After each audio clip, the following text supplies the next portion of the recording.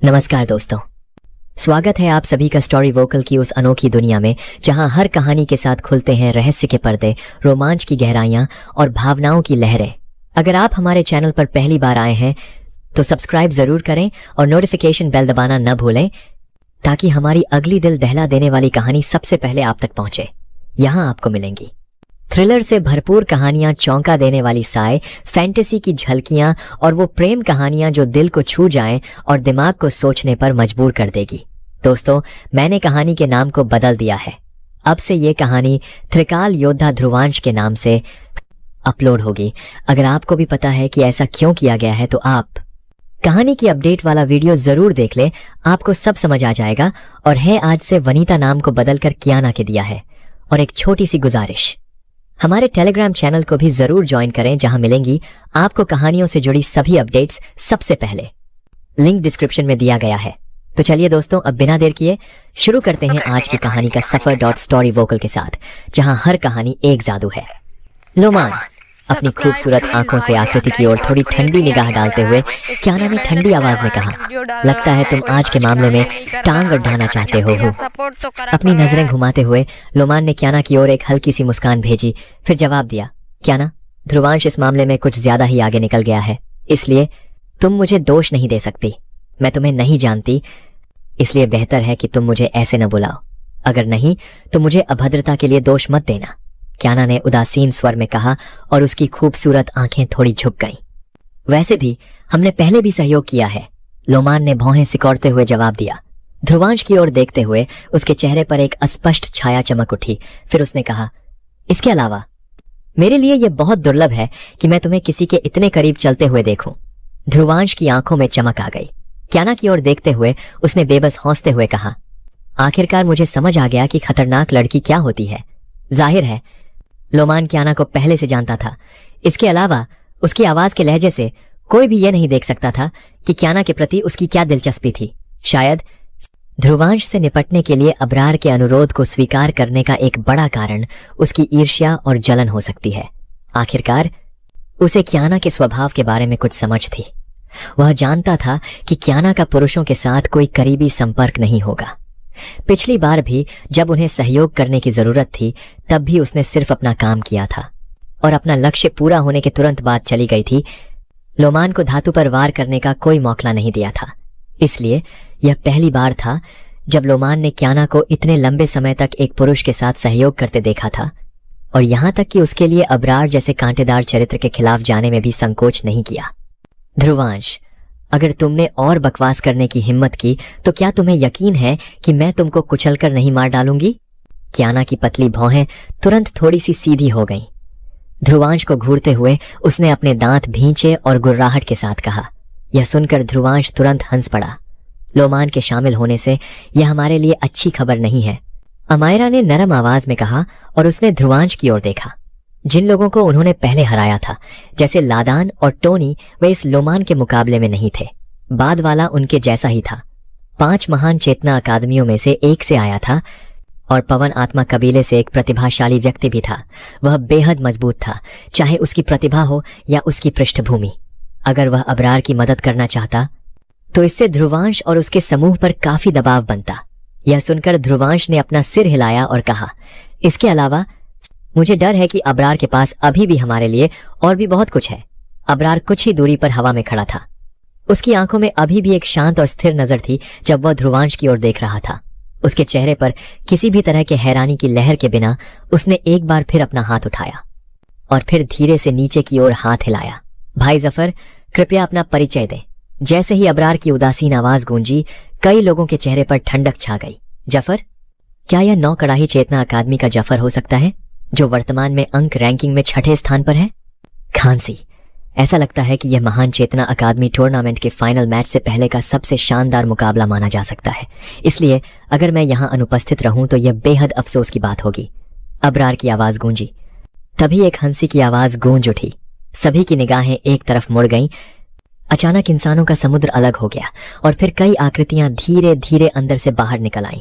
आगे खड़े व्यक्ति ने सफेद वस्त्र पहने हुए थे, जबकि वह एक नाजुक और स्त्रीवत रूप में दिख रहा था। उसके बालों का रंग राख भूरे रंग का था, जबकि उसकी आंखें बहुत चमकीली दिख रही थीं। इस समय उसके चेहरे पर एक हल्की मुस्कान थी, क्योंकि वह अपने सामने फैली जमीन की ओर देख रहा था, जहां इंसानों का समुद्र इकट्ठा हो गया था। इसी प्रकार उनकी छाती पर भी अकादमी का चिन्ह मौजूद था, जिस पर 9 कड़ाहियों की छवि अंकित थी। यह 9 कड़ाही चेतना अकादमी की पहचान थी। 100 साल पहले 9 कड़ाही चेतना अकादमी कभी 5 महान चेतना अकादमियों में से एक थी।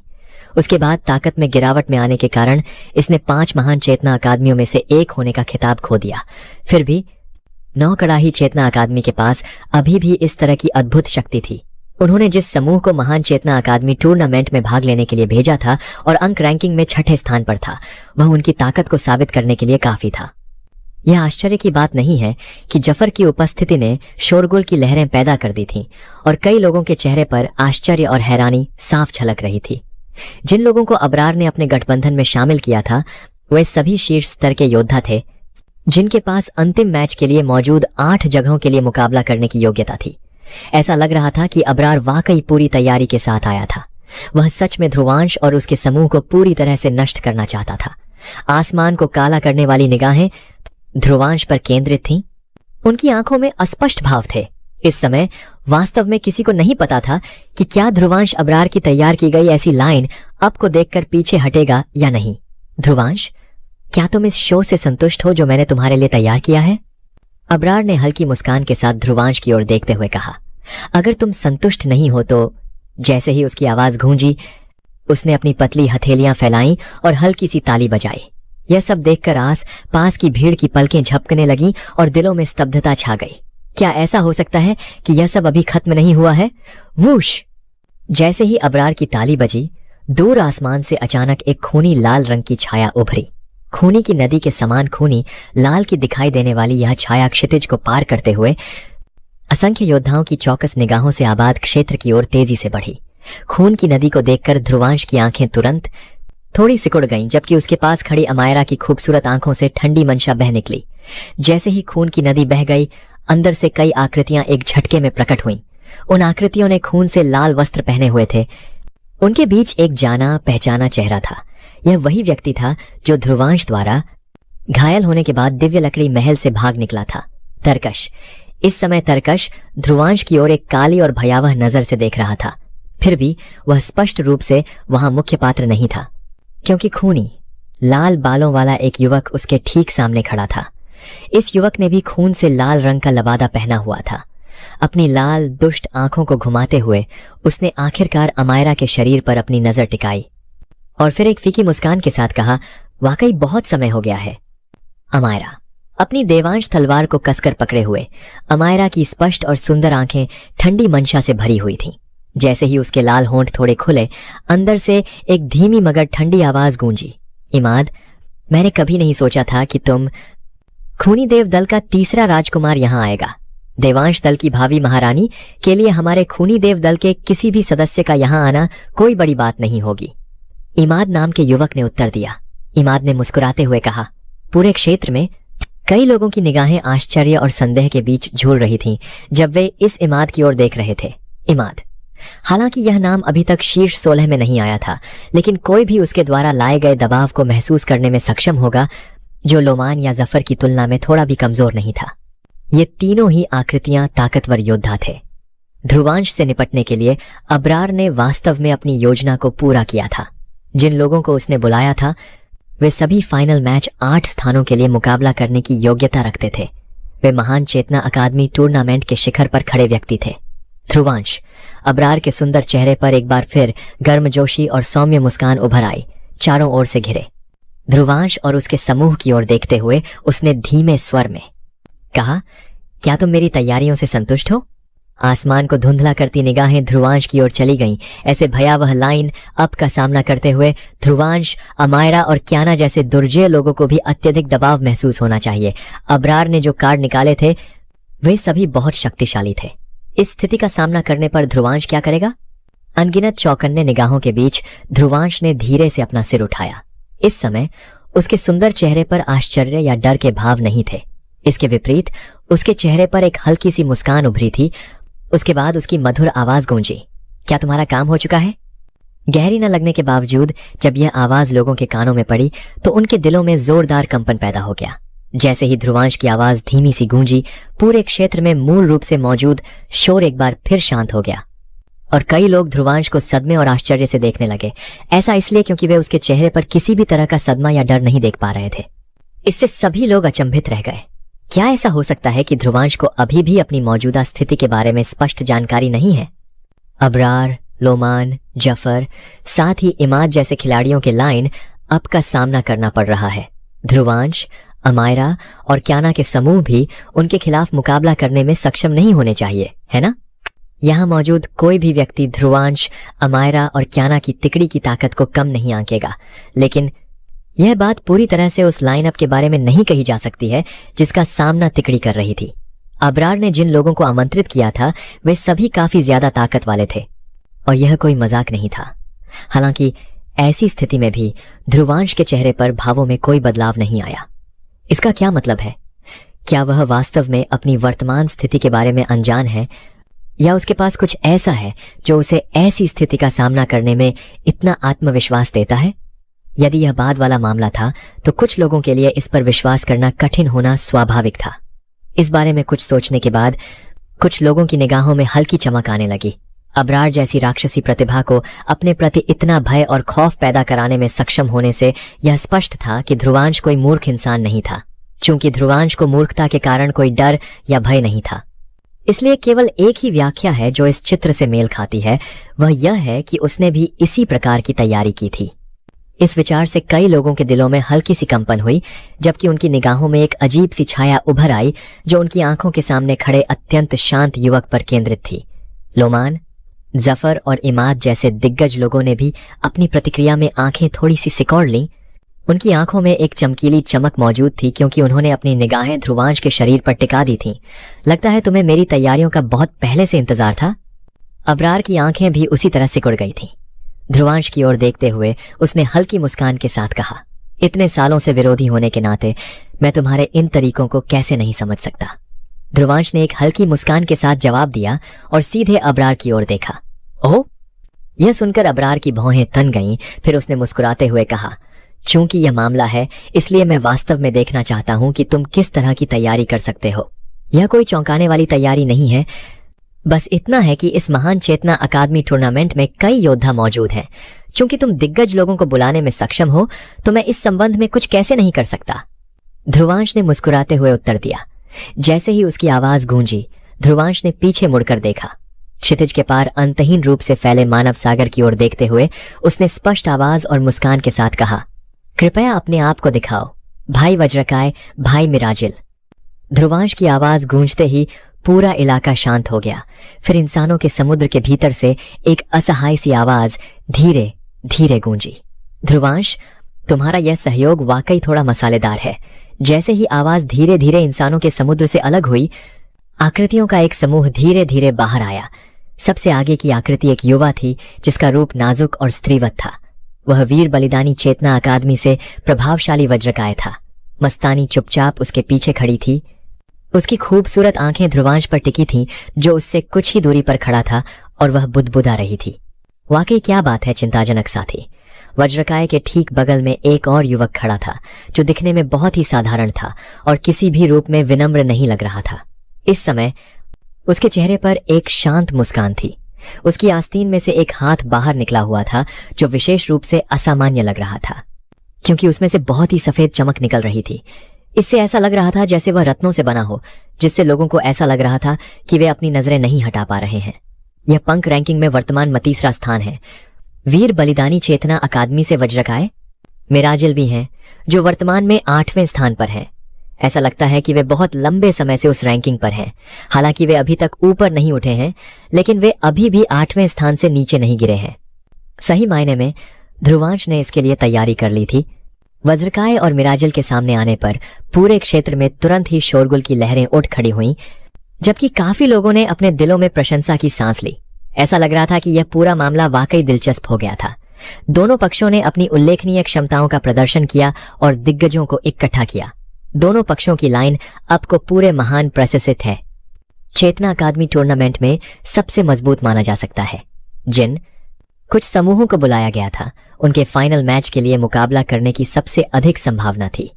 वज्रकाय और मिराजिल की ओर देखते हुए ध्रुवांश ने उनके प्रति कृतज्ञता में अपने हाथ जोड़े। शिकार के उन कुछ दिनों के दौरान उसने न केवल अबरार के नुकीले दांत और पंजे उखाड़े, बल्कि उसने ऐसे सहयोगियों की भी तलाश की जो उसके साथ सहयोग कर सके। आखिरकार अबरार से पूरी तरह परिचित होने के कारण अगर अबरार बिना किसी रोक टोक के उसके समूह से निपटना चाहता तो वह निश्चित रूप से अन्य भारी समूहों को अपने पक्ष में खींच लेता। इसलिए उसे भी अपनी कुछ तैयारियां करनी पड़ी। वर्तमान स्थिति को देखते हुए अबरार के साथ लोमान, जफर, इमाद थे, जबकि ध्रुवांश के साथ क्याना, अमायरा, वज्रकाय और मिराजिल भी थे। ध्रुवांश के स्वयं जुड़ने से बाद वाले की लाइनअप को उत्तम कहा जा सकता है। महान चेतना अकादमी टूर्नामेंट में दोनों पक्षों की लाइनअप बिल्कुल सर्वश्रेष्ठ थी। उनकी आंखों के सामने जो दृश्य था उससे कई लोगों के अंदर खून का उबाल आ गया था। वज्रकाय ध्रुवांश के साथ मिलकर काम करेंगे। अबरार की आंखों में ठंडक भर गई जब उसने वज्रकाय पर अपनी नजर टिकाई। दरअसल उसने उम्मीद नहीं की थी कि वह वास्तव में ध्रुवांश के साथ मिल जाएगा। आखिरकार चेतना पथ पर रहते हुए ध्रुवांश का वज्रकाय के साथ रिश्ता करीबी नहीं माना जा सकता था। मेरी तरफ ऐसे मत देखो, मैं भी तो बस मैदान बराबर करने आया हूं। वज्रकाय के चेहरे पर मुस्कान उभर आई जब उसने अपना जवाब दिया। पीछे मुड़कर उसने अपने बगल में खड़े मस्तानी को देखा। उसका मुंह असहायता में थोड़ा सा फड़क उठा। हालांकि वह ध्रुवांश की प्रशंसा करता था, लेकिन जब ध्रुवांश ने उसे ढूंढा था तो उसके पास अबरार और ध्रुवांश के बीच युद्ध में शामिल होने की कोई योजना नहीं थी। यह केवल इसलिए था क्योंकि वह मस्तानी की बातों को सहन करने में असमर्थ था। इसलिए उसने आखिरकार हार मान ली और मदद करने के लिए तैयार हो गया। मस्तानी ने उस वक्त वज्रकाय से कहा था कि तुम्हारी नजर कमजोर है। क्या तुम्हें नहीं पता कि अबरार किस तरह का इंसान है?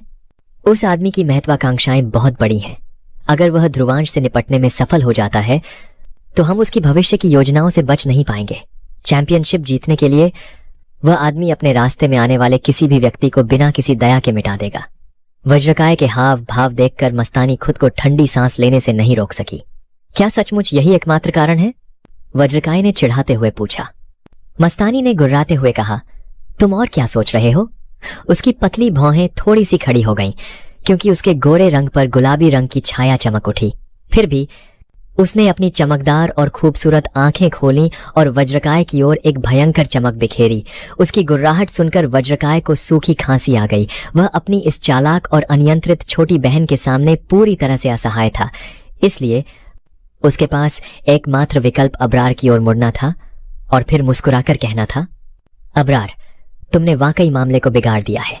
मैं जो देख सकता हूं, अगर हमारे दोनों लाइनअप वास्तव में इसे सुलझा लें, मुझे लगता है कि दोनों पक्षों को काफी बड़ी कीमत चुकानी पड़ेगी। इस कीमत को चुकाने के कारण इस बात की बहुत अधिक संभावना है कि कुछ लोग फाइनल मैच में पदोन्नति पाने की योग्यता खो देंगे। जैसे ही वज्रकाय की स्पष्ट आवाज आसमान में गूंजी, दोनों पक्षों द्वारा आमंत्रित किए गए दिग्गज सहायकों की आंखें चमक उठीं। आखिरकार उन सभी को यह स्पष्ट था कि दोनों पक्षों से निपटना बिल्कुल भी आसान नहीं था। अगर वे वास्तव में इस पर लड़ाई करते हैं तो उन्हें इसके परिणाम स्वरूप बहुत बड़ी कीमत चुकानी पड़ सकती है। अबरार या ध्रुवांश की परवाह किए बिना ऐसी कीमत स्पष्ट रूप से बहुत सार्थक नहीं थी। दोनों के बीच की दुश्मनी और शिकायतों के कारण वे मदद के लिए बुला सकते थे, लेकिन वे दोनों की दुश्मनी के कारण अपने जीवन को दे वो इसके लिए इतना आगे नहीं बढ़ सकते थे। वज्रकाय की ओर देखने के लिए अपनी आंखें थोड़ी सिकोड़ते हुए अबरार ने ध्रुवांश की ओर एक नजर डाली, फिर एक फीकी मुस्कान के साथ कहा, क्या तुम्हारे पास कोई अच्छा सुझाव है कैप्टन वज्रकाय? वज्रकाय ने मुस्कुराते हुए जवाब दिया, हर कोई एक कदम पीछे हटेगा और वापस लौट जाएगा और फिर अंतिम मैच में मुकाबला कर लेगा। जैसे ही उनके शब्द गूंजे, कई समूह तुरंत हैरान हो गए। क्या ऐसा हो सकता है कि दोनों पक्षों की आश्चर्यजनक लाइनअप बस ऐसे ही पैकअप करके पीछे हट जाए? क्या यह एक मजाक है? क्या उन्होंने अपने दिग्गज सहयोगियों को सिर्फ चकाचौंध करने के लिए इकट्ठा किया था? यह सुनकर ध्रुवांश ने केवल एक हल्की सी मुस्कान दी और इस पर कोई भी टिप्पणी करने से इनकार कर दिया। अबरार ने भी इसी तरह जवाब में सिर्फ मुस्कुराहट दी। अपनी नजरें घुमाते हुए उसने आखिरकार ध्रुवांश पर अपनी नजरें टिकाईं और फिर कहा, मैं भी मानता हूं कि यहां फाइनल मैच शुरू करना उचित नहीं है। हालांकि चूंकि सभी यहां हैं, इसलिए अभी भी कुछ काम करने की जरूरत है। ध्रुवांश, चूंकि आज की बात हम दोनों से शुरू हुई है, तो हमारा इसे समाप्त करना तुम्हारे लिए कैसा रहेगा? अबरार के ये शब्द गूंजे, इसने कई लोगों के दिलों को झकझोर कर रख दिया।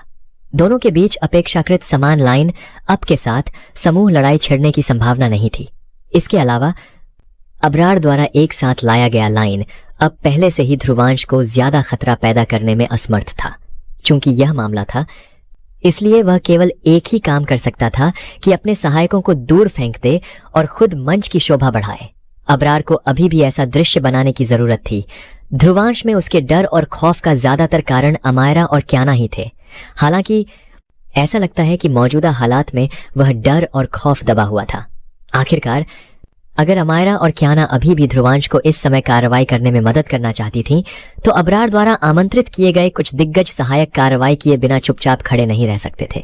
अमायरा की खूबसूरत आंखों में एक चमक थी, क्योंकि उसे अबरार की योजना के बारे में स्पष्ट समझ थी। तो यह पता चलता है कि इस आदमी की योजना हमेशा से ही ध्रुवांश को उसके साथ द्वंद्व युद्ध के लिए मजबूर करने की थी। एक निश्चित दृष्टिकोण से वर्तमान अबरार वास्तव में अत्यंत शक्तिशाली था। हालांकि वह जानती थी कि ध्रुवांश और अबरार के बीच लड़ाई जरूर होगी, लेकिन वह नहीं चाहती थी कि ऐसा अभी हो, क्योंकि ध्रुवांश की साधना अभी भी वास्तव में आत्मा परीक्षा के दायरे तक नहीं पहुंची है। अब तक अगर ध्रुवांश ने अबरार के साथ हाथ मिलाया तो यह उसके लिए फायदेमंद नहीं होगा। यह कुछ ऐसा था जिसके बारे में अबरार को स्पष्ट जानकारी थी। इसलिए उसने ध्रुवांश को कार्रवाई करने के लिए मजबूर करने के लिए इन सभी योजनाओं को लागू किया था। इस तरह वह ध्रुवांश को पूरी तरह से परेशान करने में सक्षम होगा, जिसके परिणाम स्वरूप उसके सबसे कांटेदार प्रतिद्वंद्वी की हार होगी। अमायरा के खूबसूरत चेहरे पर ठंडक छा गई। अगले ही पल अपनी देवांश तलवार को कसकर पकड़ते हुए उसने एक कदम आगे बढ़ाया। फिर भी उसे ध्रुवांश ने रोक दिया। अपना सिर उसकी ओर हल्के से हिलाते हुए युवक ने अपना सिर ऊपर उठाकर अबरार की ओर देखा। उसके सुंदर चेहरे पर एक तीखी मुस्कान उभरने लगी। इससे पहले कि वह धीरे धीरे अनगिनत चौकस निगाहों के सामने अपना सिर हिलाता। चलो, जैसा आप चाहें वैसा करें, जैसी तेरी इच्छा। जब ध्रुवांश की आवाज क्षितिज तक फैली, या उसके पास कुछ ऐसा है जो उसे ऐसी स्थिति का सामना करने में इतना आत्मविश्वास देता है? यदि यह बाद वाला मामला था तो कुछ लोगों के लिए इस पर विश्वास करना कठिन होना स्वाभाविक था। इस बारे में कुछ सोचने के बाद कुछ लोगों की निगाहों में हल्की चमक आने लगी। अबरार जैसी राक्षसी प्रतिभा को अपने प्रति इतना भय और खौफ पैदा कराने में सक्षम होने से यह स्पष्ट था कि ध्रुवांश कोई मूर्ख इंसान नहीं था। चूंकि ध्रुवांश को मूर्खता के कारण कोई डर या भय नहीं था, इसलिए केवल एक ही व्याख्या है जो इस चित्र से मेल खाती है। वह यह है कि उसने भी इसी प्रकार की तैयारी की थी। इस विचार से कई लोगों के दिलों में हल्की सी कंपन हुई, जबकि उनकी निगाहों में एक अजीब सी छाया उभर आई जो उनकी आंखों के सामने खड़े अत्यंत शांत युवक पर केंद्रित थी। लोमान, जफर और इमाद जैसे दिग्गज लोगों ने भी अपनी प्रतिक्रिया में आंखें थोड़ी सी सिकोड़ लीं। उनकी आंखों में एक चमकीली चमक मौजूद थी, क्योंकि उन्होंने अपनी निगाहें ध्रुवांश के शरीर पर टिका दी थीं। लगता है तुम्हें मेरी तैयारियों का बहुत पहले से इंतजार था। अबरार की आंखें भी उसी तरह सिकुड़ गई थीं। ध्रुवांश की ओर देखते हुए उसने हल्की मुस्कान के साथ कहा, इतने सालों से विरोधी होने के नाते मैं तुम्हारे इन तरीकों को कैसे नहीं समझ सकता। ध्रुवांश ने एक हल्की मुस्कान के साथ जवाब दिया और सीधे अबरार की ओर देखा। ओह! यह सुनकर अबरार की भौहें तन गईं। फिर उसने मुस्कुराते हुए कहा, चूंकि यह मामला है, इसलिए मैं वास्तव में देखना चाहता हूं कि तुम किस तरह की तैयारी कर सकते हो। यह कोई चौंकाने वाली तैयारी नहीं है, बस इतना है कि इस महान चेतना अकादमी टूर्नामेंट में कई योद्धा मौजूद हैं। चूंकि तुम दिग्गज लोगों को बुलाने में सक्षम हो, तो मैं इस संबंध में कुछ कैसे नहीं कर सकता। ध्रुवांश ने मुस्कुराते हुए उत्तर दिया। जैसे ही उसकी आवाज गूंजी, ध्रुवांश ने पीछे मुड़कर देखा। क्षितिज के पार अंतहीन रूप से फैले मानव सागर की ओर देखते हुए उसने स्पष्ट आवाज और मुस्कान के साथ कहा, कृपया अपने आप को दिखाओ, भाई वज्रकाय, भाई मिराजिल। ध्रुवांश की आवाज गूंजते ही पूरा इलाका शांत हो गया। फिर इंसानों के समुद्र के भीतर से एक असहाय सी आवाज धीरे धीरे गूंजी, ध्रुवांश, तुम्हारा यह सहयोग वाकई थोड़ा मसालेदार है। जैसे ही आवाज धीरे धीरे इंसानों के समुद्र से अलग हुई, आकृतियों का एक समूह धीरे धीरे बाहर आया। सबसे आगे की आकृति एक युवा थी जिसका रूप नाजुक और स्त्रीवत था। वह वीर बलिदानी चेतना अकादमी से प्रभावशाली वज्रकाय था। मस्तानी चुपचाप उसके पीछे खड़ी थी। उसकी खूबसूरत आंखें ध्रुवांश पर टिकी थीं, जो उससे कुछ ही दूरी पर खड़ा था, और वह बुदबुदा रही थी। वाकई क्या बात है चिंताजनक साथी। वज्रकाय के ठीक बगल में एक और युवक खड़ा था, जो दिखने में बहुत ही साधारण था और किसी भी रूप में विनम्र नहीं लग रहा था। इस समय उसके चेहरे पर एक शांत मुस्कान थी। उसकी आस्तीन में से एक हाथ बाहर निकला हुआ था, जो विशेष रूप से असामान्य लग रहा था। क्योंकि उसमें से बहुत ही सफेद चमक निकल रही थी। इससे ऐसा लग रहा था जैसे वह रत्नों से बना हो, जिससे लोगों को ऐसा लग रहा था कि वे अपनी नजरें नहीं हटा पा रहे हैं। यह पंक रैंकिंग में वर्तमान में तीसरा स्थान है। वीर बलिदानी चेतना अकादमी से वज्रकाय मिराजिल भी हैं, जो वर्तमान में 8वें स्थान पर हैं। ऐसा लगता है कि वे बहुत लंबे समय से उस रैंकिंग पर हैं। हालांकि वे अभी तक ऊपर नहीं उठे हैं, लेकिन वे अभी भी 8वें स्थान से नीचे नहीं गिरे हैं। सही मायने में ध्रुवांश ने इसके लिए तैयारी कर ली थी। वज्रकाय और मिराजिल के सामने आने पर पूरे क्षेत्र में तुरंत ही शोरगुल की लहरें उठ खड़ी हुईं, जबकि काफी लोगों ने अपने दिलों में प्रशंसा की सांस ली। ऐसा लग रहा था कि यह पूरा मामला वाकई दिलचस्प हो गया था। दोनों पक्षों ने अपनी उल्लेखनीय क्षमताओं का प्रदर्शन किया और दिग्गजों को इकट्ठा किया। दोनों पक्षों की लाइन अब को पूरे महान प्रशंसित है। चेतना अकादमी टूर्नामेंट में सबसे मजबूत माना जा सकता है। जिन कुछ समूहों को बुलाया गया था, उनके फाइनल मैच के लिए मुकाबला करने की सबसे अधिक संभावना थी। वज्रकाय और मिराजिल की ओर देखते हुए ध्रुवांश ने उनके प्रति कृतज्ञता में अपने हाथ जोड़े। शिकार के उन कुछ दिनों के दौरान उसने न केवल अबरार के नुकीले दांत और पंजे उखाड़े, बल्कि उसने ऐसे सहयोगियों की भी तलाश की जो उसके साथ सहयोग कर सके। आखिरकार अबरार से पूरी तरह परिचित होने के कारण अगर अबरार बिना किसी रोक टोक के उसके समूह से निपटना चाहता, तो वह निश्चित रूप से अन्य भारी समूहों को अपने पक्ष में खींच लेता। इसलिए उसे भी अपनी कुछ तैयारियां करनी पड़ी। वर्तमान स्थिति को देखते हुए अबरार के साथ लोमान, जफर, इमाद थे, जबकि ध्रुवांश के साथ क्याना, अमायरा, वज्रकाय और मिराजिल भी थे। ध्रुवांश के स्वयं जुड़ने से बाद वाले की लाइनअप को उत्तम कहा जा सकता है। महान चेतना अकादमी टूर्नामेंट में दोनों पक्षों की लाइनअप बिल्कुल सर्वश्रेष्ठ थी। उनकी आंखों के सामने जो दृश्य था, उससे कई लोगों के अंदर खून का उबाल आ गया था। वज्रकाय ध्रुवांश के साथ मिलकर काम करेंगे। अबरार की आंखों में ठंडक भर गई जब उसने वज्रकाय पर अपनी नजर टिकाई। दरअसल उसने उम्मीद नहीं की थी कि वह वास्तव में ध्रुवांश के साथ मिल जाएगा। आखिरकार चेतना पथ पर रहते हुए ध्रुवांश का वज्रकाय के साथ रिश्ता करीबी नहीं माना जा सकता था। मेरी तरफ ऐसे मत देखो, मैं भी तो बस मैदान बराबर करने आया हूं। वज्रकाय के चेहरे पर मुस्कान उभर आई जब उसने अपना जवाब दिया। पीछे मुड़कर उसने अपने बगल में खड़े मस्तानी को देखा। उसका मुंह असहायता में थोड़ा सा फड़क उठा। हालांकि वह ध्रुवांश की प्रशंसा करता था, लेकिन जब ध्रुवांश ने उसे ढूंढा था तो उसके पास अबरार और ध्रुवांश के बीच युद्ध में शामिल होने की कोई योजना नहीं थी। यह केवल इसलिए था क्योंकि वह मस्तानी की बातों को सहन करने में असमर्थ था। इसलिए उसने आखिरकार हार मान ली और मदद करने के लिए तैयार हो गया। मस्तानी ने उस वक्त वज्रकाय से कहा था कि तुम्हारी नजर कमजोर है। क्या तुम्हें नहीं पता कि अबरार किस तरह का इंसान है? उस आदमी की महत्वाकांक्षाएं बहुत बड़ी हैं। अगर वह ध्रुवांश से निपटने में सफल हो जाता है तो हम उसकी भविष्य की योजनाओं से बच नहीं पाएंगे। चैंपियनशिप जीतने के लिए वह आदमी अपने रास्ते में आने वाले किसी भी व्यक्ति को बिना किसी दया के मिटा देगा। वज्रकाय के हाव भाव देखकर मस्तानी खुद को ठंडी सांस लेने से नहीं रोक सकी। क्या सचमुच यही एकमात्र कारण है? वज्रकाय ने चिढ़ाते हुए पूछा। मस्तानी ने गुर्राते हुए कहा, तुम और क्या सोच रहे हो? उसकी पतली भौहें थोड़ी सी खड़ी हो गईं, क्योंकि उसके गोरे रंग पर गुलाबी रंग की छाया चमक उठी। फिर भी उसने अपनी चमकदार और खूबसूरत आंखें खोलीं और वज्रकाय की ओर एक भयंकर चमक बिखेरी। उसकी गुर्राहट सुनकर वज्रकाय को सूखी खांसी आ गई। वह अपनी इस चालाक और अनियंत्रित छोटी बहन के सामने पूरी तरह से असहाय था। इसलिए उसके पास एकमात्र विकल्प अबरार की ओर मुड़ना था और फिर मुस्कुराकर कहना था, अबरार, तुमने वाकई मामले को बिगाड़ दिया है। मैं जो देख सकता हूं, अगर हमारे दोनों लाइनअप वास्तव में इसे सुलझा लें, मुझे लगता है कि दोनों पक्षों को काफी बड़ी कीमत चुकानी पड़ेगी। इस कीमत को चुकाने के कारण इस बात की बहुत अधिक संभावना है कि कुछ लोग फाइनल मैच में पदोन्नति पाने की योग्यता खो देंगे। जैसे ही वज्रकाय की स्पष्ट आवाज आसमान में गूंजी, दोनों पक्षों द्वारा आमंत्रित किए गए दिग्गज सहायकों की आंखें चमक उठीं। आखिरकार उन सभी को यह स्पष्ट था कि दोनों पक्षों से निपटना बिल्कुल भी आसान नहीं था। अगर वे वास्तव में इस पर लड़ाई करते हैं तो उन्हें इसके परिणाम स्वरूप बहुत बड़ी कीमत चुकानी पड़ सकती है। अबरार या ध्रुवांश की परवाह किए बिना ऐसी कीमत स्पष्ट रूप से बहुत सार्थक नहीं थी। दोनों के बीच की दुश्मनी और शिकायतों के कारण वे मदद के लिए बुला सकते थे, लेकिन वे दोनों की दुश्मनी के कारण अपने जीवन को दे वो इसके लिए इतना आगे नहीं बढ़ सकते थे। वज्रकाय की ओर देखने के लिए अपनी आंखें थोड़ी सिकोड़ते हुए अबरार ने ध्रुवांश की ओर एक नजर डाली, फिर एक फीकी मुस्कान के साथ कहा, क्या तुम्हारे पास कोई अच्छा सुझाव है कैप्टन वज्रकाय? वज्रकाय ने मुस्कुराते हुए जवाब दिया, हर कोई एक कदम पीछे हटेगा और वापस लौट जाएगा और फिर अंतिम मैच में मुकाबला कर लेगा। जैसे ही उनके शब्द गूंजे, कई समूह तुरंत हैरान हो गए। क्या ऐसा हो सकता है कि दोनों पक्षों की आश्चर्यजनक लाइनअप बस ऐसे ही पैकअप करके पीछे हट जाए? क्या यह एक मजाक है? क्या उन्होंने अपने दिग्गज सहयोगियों को सिर्फ चकाचौंध करने के लिए इकट्ठा किया था?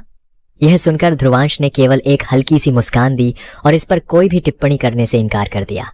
अबरार ने भी इसी तरह जवाब में सिर्फ मुस्कुराहट दी।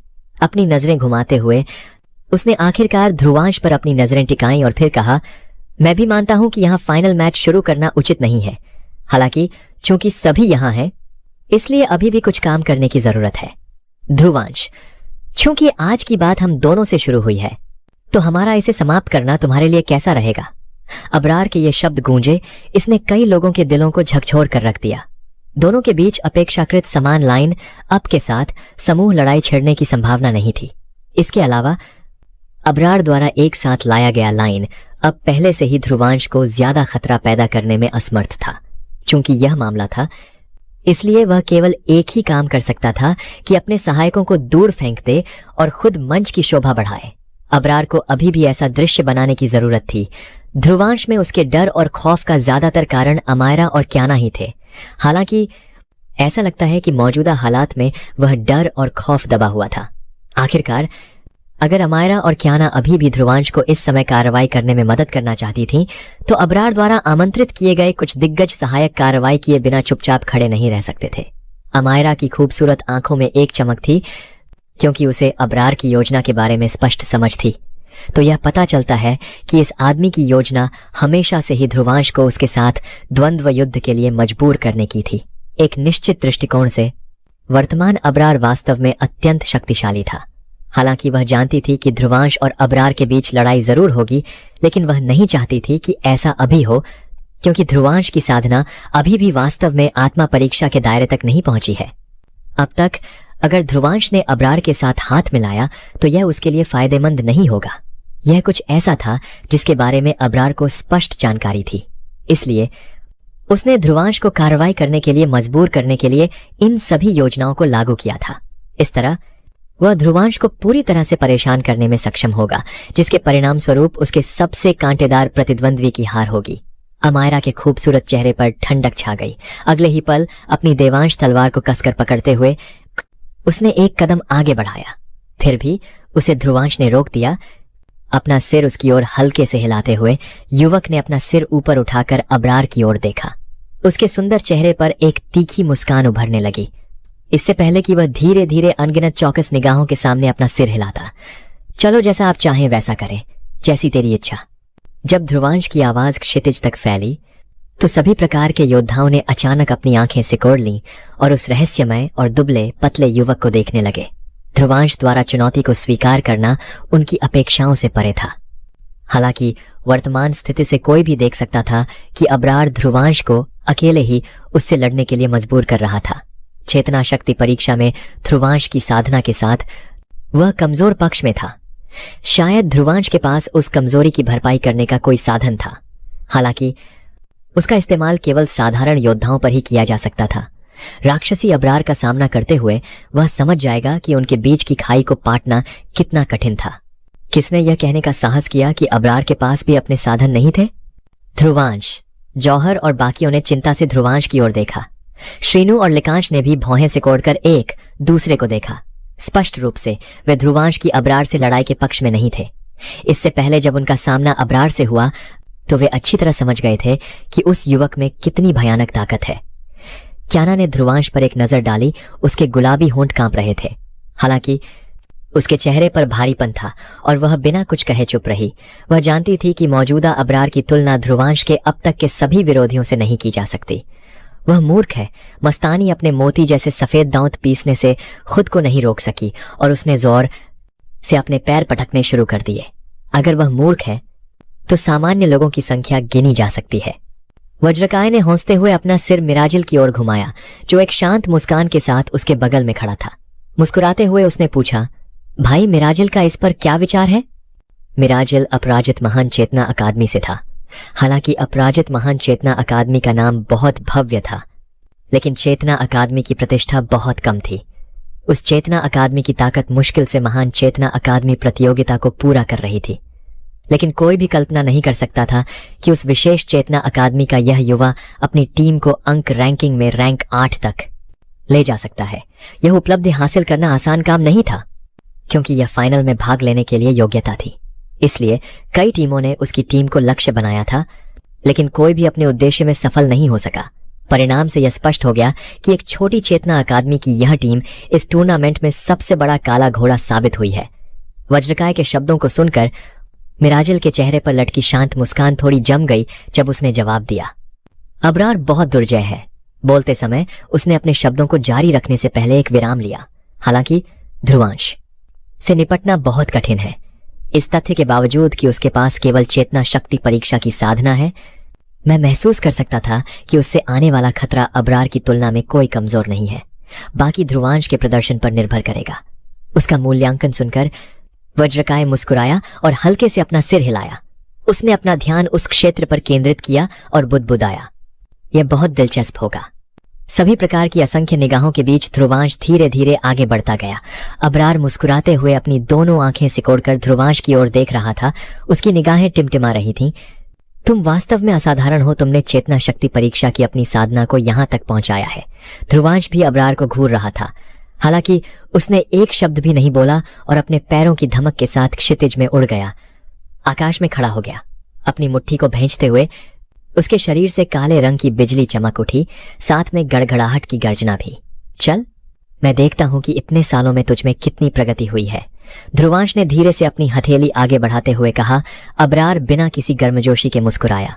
अगले ही पल हर कोई स्पष्ट रूप से देख सकता था कि उसके शरीर से चेतना शक्ति का प्रचंड प्रवाह बह रहा था।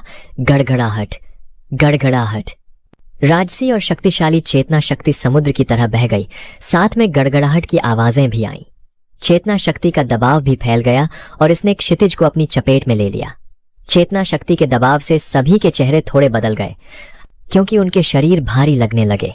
अबरार द्वारा प्रदर्शित चेतना शक्ति साधना द्वितीय रैंक आत्मा परीक्षा थी।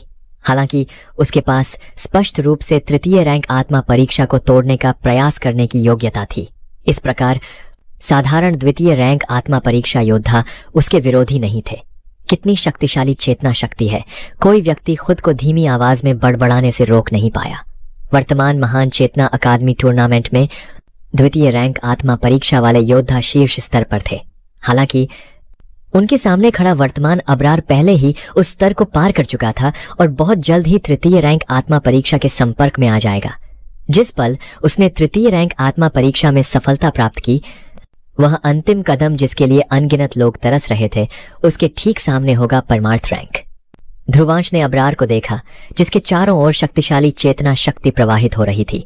हालांकि उसके चेहरे पर कोई आश्चर्य नहीं था, क्योंकि अबरार के पास अपनी प्रतिभा के साथ इतनी ताकत होना कोई आश्चर्य की बात नहीं थी। गड़गड़ाहट। ध्रुवांश के चारों ओर बिजली की चमक लगातार बढ़ती जा रही थी, क्योंकि बिजली उसकी छाती पर इकट्ठी हो रही थी। धीरे धीरे 6 बिजली के ऋण में बदल रही थी। उस पल में पूरा आसमान में अंधेरा हो गया। ऐसा लग रहा था जैसे आसमान में बिजली के बोल्ट तैर रहे हों। जैसे ही काली बिजली ध्रुवांश के शरीर से गुजरी, उसने एक ऐसी शक्तिशाली ऊर्जा उत्सर्जित की जो किसी भी पर्वत की चोटी को समतल कर सकती थी। ध्रुवांश आकाश में खड़ा था। उसके चारों ओर की चेतना शक्ति अबरार जितनी शक्तिशाली नहीं थी, लेकिन उसकी त्वचा के नीचे की नसें ऐसे हिल रही थीं जैसे कीड़े रेंग रहे हों। जैसे ही शक्ति की लहरें उसके चारों ओर के स्थान को विस्फोटित करती, उसका शारीरिक शरीर चुपचाप हिल रहा था। वह सच में अपने शारीरिक शरीर को इस हद तक विकसित करने में कामयाब रहा। दूर आसमान में मंडराते हुए लोमान ने ध्रुवांश के चारों ओर उभरती चेतना शक्ति की लहरों को देखा और उसकी आंखों में आश्चर्य की चमक उभर आई। ध्रुवांश को घूरते हुए उसकी निगाहें और भी भारी हो गई थीं। परमार्थ रैंक प्राप्त करने से पहले शारीरिक शरीर की ट्रेनिंग करना बेहद कठिन होता था। चेतना शक्ति की ट्रेनिंग की तुलना में यह कहीं अधिक कठिन थी। यही कारण था कि अधिकतर योद्धा परमार्थ रैंक से पहले शरीर को साधने पर ज्यादा समय नहीं लगाते थे। मुझे देखना है कि तुम्हारा शारीरिक शरीर मेरी चेतना शक्ति के प्रभाव को कितना सह सकता है। अबरार ने मंद मुस्कान के साथ कहा, पता तो तब चलेगा जब कोशिश करोगे। ध्रुवांश ने अपनी हथेली आगे बढ़ाते हुए कहा, जिसमें चुनौती थी। तुझमें वाकई हिम्मत है। अबरार का चेहरा ठंडा हो गया। उसकी निगाहें बर्फ की तरह सख्त हो गईं। किसी ने उसे हिलते हुए नहीं देखा, लेकिन प्रचंड चेतना शक्ति समुद्र की तरह बहने लगी। चेतना शक्ति के दर्जनों हमले 1000 फीट लंबे आकार में आश्चर्यजनक गति से आगे बढ़े। एक झलक में ही वे ध्रुवांश के सिर पर मंडरा रहे थे। पवित्र रोशनी चक्र। अबरार ने अपनी मुट्ठी कस ली। चेतना शक्ति के सारे हमले एक साथ मिलकर एक पवित्र रोशनी चक्र में बदल गए, जो ध्रुवांश से 1000 फीट ऊपर तक फैला हुआ था। जैसे ही वह चक्र घूमने लगा, वह एक तेज रोशनी में बदल गया और नीचे की ओर गिर पड़ा, जिसमें सरसराहट की आवाजें घुली हुई थीं। अबरार पूरी बेरहमी से हमला कर रहा था, बिना कोई चेतावनी दिए। ध्रुवांश के शरीर की सतह पर बिजली कौंधी। उसने अपनी मुट्ठी भींच ली और काली बिजली की किरणें धीरे धीरे उसके हाथ पर फैल गईं। गड़गड़ाहट। बिजली की तेज गर्जना से पूरा क्षितिज हिल गया। ध्रुवांश की मुट्ठी से निकली एक विशाल काली रोशनी प्रकाश चक्र से टकराते हुए पूरे आकाश में गूंज उठी। धमाका। आकाश में काली और सफेद रोशनी टकराई, उलझी और फिर एक भयंकर तूफान में बदल गई। जैसे ही तूफान थमा, ध्रुवांश का शरीर अचानक अपनी जगह से गायब हो गया। सरसराहट। ध्रुवांश की आकृति अबरार के ठीक पीछे उभरी। उसके चेहरे पर कोई भाव नहीं था और उसके पीछे तुरंत एक तारों भरा आकाश बन गया। 4 देव नक्षत्र कला। बिजली देव की मुट्ठी। ध्रुवांश ने अपने बाएं हाथ से कुछ सीले बनाई और दाहिने हाथ से बिजली प्रकट की। दोनों ओर से आए 2 शक्तिशाली हमलों ने अबरार को घेर लिया। पवित्र रोशनी ढाल। अबरार ने हाथ बढ़ाया और सफेद चमकदार रोशनी एक विशाल ढाल में बदल गई। उस ढाल पर रोशनी के ऋण भरे हुए थे, जो उसे अभेद्य बना रहे थे। धमाका। ध्रुवांश के दोनों हमलों ने ढाल पर जोरदार वार किया, हालांकि वे उसे भेदने में असफल रहे। केवल हल्की सी झनझनाहट पैदा कर सके। अबरार की युद्ध शैली उसके सभी पुराने विरोधियों से कहीं ऊपर थी। उसके पास सिर्फ प्रचंड चेतना शक्ति ही नहीं, बल्कि ट्रेनिंग की जो कला थी, वह भी आम नहीं थी। उसकी युद्ध शक्ति को पूर्णता के शिखर का उदाहरण कहा जाता था। पवित्र प्रकाश का हाथ। ध्रुवांश के हमले के बाद अबरार ने अपनी हथेली बाहर धकेली। उसी क्षण विशाल पवित्र रोशनी का हाथ आकाश में उभरा और ध्रुवांश पर टूट पड़ा, जिससे पास की हवा तक फट गई। धमाका। एक और काली बिजली आकाश में चमकी और पवित्र रोशनी के हाथ के सामने दीवार बनकर खड़ी हो गई। Boom boom boom. ध्रुवांश और अबरार के बीच का आदान प्रदान बेहद तेज हो चुका था। सिर्फ कुछ दर्जन सांसों के वक्त में ही वे दर्जनों घातक चालें एक दूसरे पर चला चुके थे। जैसे ही पवित्र प्रकाश मिटा, काली रोशनी फूट पड़ी, जिसने पूरे क्षितिज को अंधकार और विकृति में ढक दिया। उनकी इस भयंकर मुठभेड़ की ओर हर तरफ से निगाहें खिंच गई थीं, यहां तक कि द्वितीय श्रेणी स्पिरिट डिजास्टर तक पहुंचे हुए योद्धा भी स्तब्ध रह गए। टकराव इतना भयंकर था कि किसी के लिए भी समझ पाना मुश्किल था।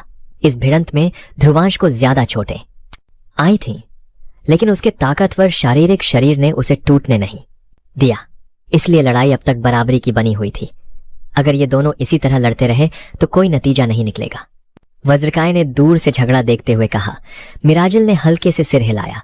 कुछ ही देर बाद उसकी आंखें सिकुड़ गईं और वह धीरे से बोला, तो अब उन्हें अपने पत्ते खोलने चाहिए। जैसे ही मिराजिल ने यह शब्द कहे, आकाश में अचानक सफेद रोशनी इकट्ठी होने लगी, जैसे एक जलता हुआ सूरज जमीन पर उतर आया हो। उसके साथ ही भयावह चेतना शक्ति की लहरें पूरे आकाश में फैल गईं।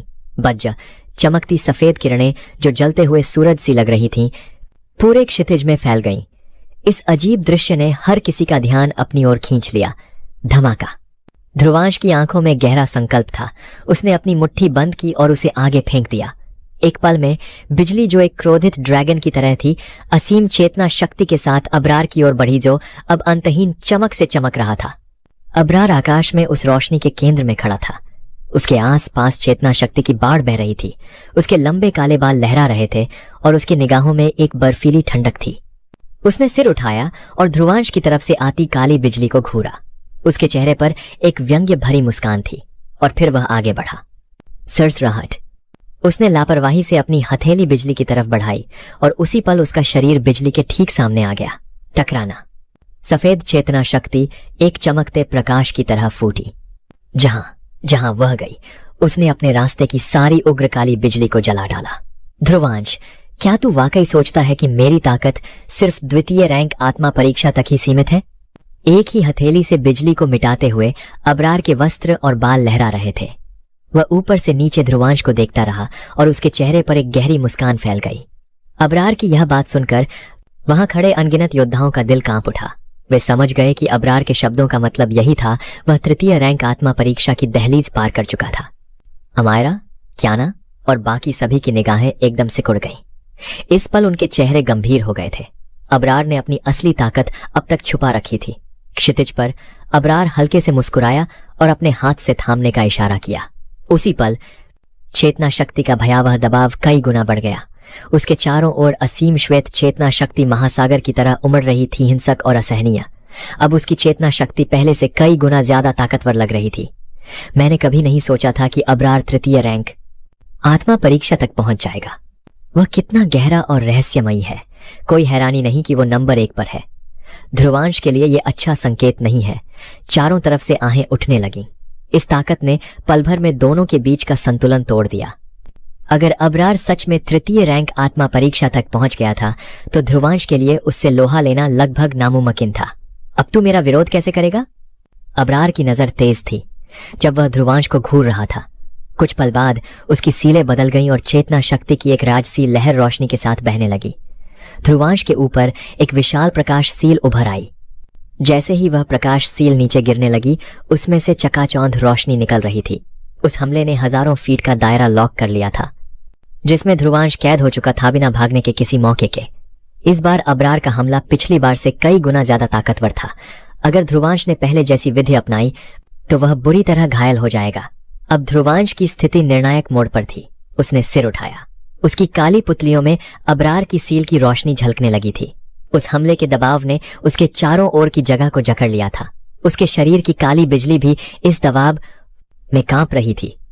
यह तृतीय रैंक आत्मा परीक्षा वास्तव में बेहद शक्तिशाली थी। यह हमला ऐसा था जिसे उसका 7 ऋण बिजली राज शरीर भी नहीं झेल सकता था। अबरार अब वो दुश्मन था जिसके सामने ध्रुवांश को अपना सब कुछ झोंकना पड़ेगा। ध्रुवांश ने एक गहरी सांस ली और सबकी आश्चर्यचकित निगाहों के सामने धीरे धीरे अपनी आंखें बंद कर लीं। क्या वो हार मान रहा है? क्षितिज पर खड़े इमाद ने पूछा। उसकी लाल पुतलियां निष्प्रभावी थीं और वह बुदबुदाया, क्या अमायरा का प्यार पाने वाला इतना कमजोर हो सकता है? लगता है चेतना पथ से उसका बाहर निकलना बहुत गहरा असर छोड़ गया है। नौकड़ाही चेतना अकादमी के जफर ने हल्की मुस्कान के साथ कहा। अगर ध्रुवांश की साधना 1 साल तक न रुकी होती तो आज वह अबरार से पीछे नहीं होता। ध्रुवांश, वो क्या कह रहा है? जौहर और बाकियों के चेहरे चिंता से भर गए थे। अबरार की ताकत ने पूरी बाजी पलट दी थी। श्रीनु और लिकांश के चेहरे पर भी गहरी सोच दिख रही थी। उन्होंने कभी नहीं सोचा था कि अबरार इतना आगे निकल जाएगा, इतना कि तृतीय रैंक आत्मा परीक्षा को पार करने वाला वो टूर्नामेंट का पहला योद्धा बन जाएगा। अमायरा और क्याना चुप थीं, लेकिन उनकी नजरें आसमान पर जमी थीं। उनकी आंखों में चिंता साफ झलक रही थी। अबरार को अब कोई हल्के में नहीं ले सकता था। गड़गड़ाहट। जब सब लोग ध्रुवांश की चुप्पी पर अटके थे, अचानक आसमान काला पड़ गया। किसी को पता ही नहीं चला कि उनके ऊपर गरजते बादल कब इकट्ठा हो गए। उन बादलों में बिजली चमक रही थी और गहराती गड़गड़ाहट पूरे क्षेत्र में गूंज रही थी। तुस्सी। एक तेज चमक के साथ आसमान से एक विशाल बिजली गिरी जो क्षितिज को चीरते हुए ध्रुवांश के शरीर पर टकरा गई। विशाल बिजली के गिरते ही काली बिजली ने उसे लगभग अपने भीतर निगल लिया था। बिजली की किरणें जमीन तक फैल चुकी थीं। उससे पैदा हुई हिंसक लहरों ने आस पास की जगह को उभलने पर मजबूर कर दिया। लेकिन वह काली बिजली ज्यादा देर तक नहीं ठहरी। वह तेजी से ध्रुवांश के शरीर में समा गई। पल भर में ही ध्रुवांश की आकृति फिर से सबके सामने प्रकट हो गई। उसके शरीर में कोई बाहरी बदलाव नहीं दिखा। बस पहले जो काली बिजली उसे ढके हुए थी वह अब पूरी तरह गायब हो चुकी थी। इसी पल ध्रुवांश ने धीरे से अपनी बंद आंखें खोली। गड़गड़ाहट। ऐसा लग रहा था जैसे उसकी काली पुतलियों में बिजली चमक रही हो। कुछ ही देर बाद उसने अपने पैरों से जोरदार धमाका किया जिससे उसके नीचे की जगह विकृत हो गई। इसके बाद एक सरसराहट के साथ वह क्षितिज में उड़ गया। धमाका। ध्रुवांश के कपड़े फट गए थे। जैसे ही उसके कपड़े फटे, हर कोई उसकी छाती पर बिजली के ऋण देख सकता था और उसकी छाती पर कुल 7 थे। 7 ऋण बिजली राज शरीर। धमाका। क्षितिज पर गड़गड़ाहट की गड़गड़ाहट गूंज उठी जैसे ध्रुवांश की आकृति काली बिजली में बदल गई हो। काली बिजली के भीतर अवर्णीय दबंग शक्ति समाहित थी। धमाका। धमाका। ध्रुवांश द्वारा बनाई गई काली बिजली की चमक ऊपर की ओर उठी। अगले ही पल वह पहले से ही गिर रही विशाल प्रकाश सील से जोरदार तरीके से टकरा चुकी थी। तोड़ना। जिस पल दोनों हमले आपस में भिड़े, एक गहरी आवाज अचानक गूंजी। काली बिजली बिजली के भाले की तरह लग रही थी, जो इस क्षितिज को भेदने वाली थी, जिससे यह आसमान तुरंत अंधेरा हो गया। इसके बाद जो हुआ वह और भी अधिक आश्चर्यजनक था, क्योंकि हर कोई देख सकता था कि प्रकाश सील पर दरारें पड़ रही थीं, क्योंकि यह तेजी से फैल रही थी। दरार जैसे ही काली बिजली प्रकाश सील को भेदती हुई चमकी, एक स्पष्ट और तीखी ध्वनि गूंजी। सबके चेहरे एकदम बदल गए। बिजली की चमक प्रकाश की सील को भेदती हुई धीरे धीरे आसमान में बिखर गई। बिखरने के बाद ध्रुवांश की आकृति एक बार फिर दिखाई दी। उसकी काली पुतलियां ऐसी लग रही थीं मानो उनमें बिजली की एक दुनिया हो, जबकि उसकी निगाहें दूसरों को भयभीत कर रही थीं। उसके नीचे प्रकाश सील टूटकर फट गई। असंख्य निगाहें धीरे धीरे उस चकनाचूर होती रोशनी का अनुसरण करते हुए चौड़ी होती जा रही थीं। अबरार का हमला वास्तव में विफल हो गया। यह कैसे संभव है? आवाज कांपते हुए एक विस्मयकारी आवाज गूंजी। वर्तमान अबरार ने पहले ही तृतीय रैंक आत्मा परीक्षा के रूप में अपनी ताकत का इस्तेमाल किया था, लेकिन इसके बावजूद वह ध्रुवांश को हराने में असमर्थ था। उसका शारीरिक शरीर मजबूत हो गया। मिराजिल ने भारी अभिव्यक्ति धारण की, क्योंकि उसने पतली आकृति देखी। ध्रुवांश, इसकी चेतना शक्ति में कोई बढ़ोतरी नहीं हुई, लेकिन उसका शारीरिक शरीर पहले की तुलना में कई गुना अधिक शक्तिशाली था। वज्रकाय ने भी सहमति में अपना सिर हिलाया। वह वाकई इतना आसान व्यक्ति नहीं है। ऐसा लगता है कि उन दोनों के पास अपने अपने कार्ड थे। हाँ, श्रीनु और बाकी लोगों ने राहत की सांस ली। कुछ ही समय बाद उनके दिल सदमे से भर गए। ध्रुवांश की ताकत की तुलना उस समय से की जा सकती है जब महान चेतना अकादमी टूर्नामेंट अभी शुरू हुआ था। वह वास्तव में बहुत शक्तिशाली हो गया था। इस आदमी का चरित्र वाकई अबरार जैसा ही है। दोनों ही अपने पत्ते अपनी आस्तीन में छिपाना पसंद करते हैं। क्याना ने नाक भौं सिकोड़ी। हालांकि उसके शब्दों के विपरीत उसके चिंतित चेहरे पर थोड़ी राहत थी। मुझे डर है कि तुम्हें भी नहीं पता कि उसने अपनी आस्तीन में कितने कार्ड छिपा रखे हैं, अमायरा। अमायरा ने कोई जवाब नहीं दिया, लेकिन उसने जवाब में एक हल्की सी मुस्कान दी। अनगिनत अचंभित निगाहों के सामने ध्रुवांश और अबरार आकाश में आमने सामने थे। उनमें से एक के चारों ओर चेतना शक्ति का सागर था, जबकि दूसरे के शरीर पर बिजली के निशान थे। दोनों ही बेहद दबंग लग रहे थे। वाकई बहुत ही भयानक। अबरार ध्रुवांश को घूरता रहा और उसकी आंखों से ठंडक बह निकली। हालांकि उसके आकर्षक चेहरे पर अभी भी मुस्कान बनी हुई थी। क्या आप सच में विश्वास करते थे कि मेरे शारीरिक शरीर की ताकत केवल इस स्तर पर थी? ध्रुवांश ने मंद मंद मुस्कुराते हुए अबरार को उसके शब्दों का जवाब दिया। अभी भी आपके लिए खुशियां मनाने का समय नहीं है। अबरार मुस्कुराया और उसकी आंखों में चमक आ गई। सच कहूं तो अगर यही तुम्हारी सीमा है तो तुम आज यही मरोगे। ध्रुवांश ने धीरे से अपना हाथ आगे बढ़ाया और अपनी उंगलियों से विचित्र सीलें बनाई, जैसे कि एक धारदार किनारा जो अबरार को भी चौंका सकता था उसकी आंखों से फूट पड़ा। अब हमला करने की बारी मेरी है। दोस्तों, आज का एपिसोड यही खत्म होता है, और जो मैंने शुरू में कहा था, कृपया मेरा वॉच टाइम बढ़ाने में मदद करें और टेलीग्राम चैनल को भी ज्वाइन कर ले, लिंक डिस्क्रिप्शन में है। और चैनल को सब्सक्राइब कर ले और वीडियो को लाइक शेयर करें।